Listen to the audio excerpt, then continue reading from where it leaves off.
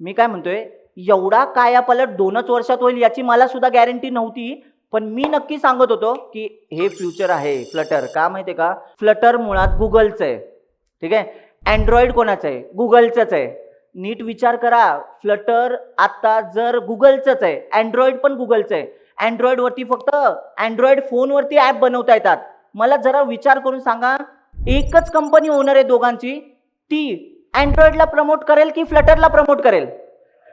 कारण त्यांनी नवीन आणलं, त्यांचं काय म्हणणं आहे, अरे आयफोन वरती सुद्धा आमच्या थ्रूच ऍप बनले पाहिजेत. हे कोणाचा अट्टहास असेल? गुगलचा. आणि भारी गोष्ट सांगू का, गुगल एवढं भारी डोकं लावतं ना. फायरबेस ऐकलंय?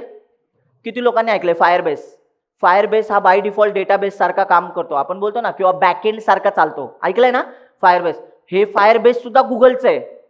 फायरबेस मध्ये जेमिनाय एपीआय वगैरे सगळ्यांचा, जेन एआय वगैरे तुम्ही बघा, डायरेक्ट सपोर्ट दिलाय. आणि जेमिनाय एआय ज्याबद्दल आपण बोलतोय ना, ते गुगलचंच आहे.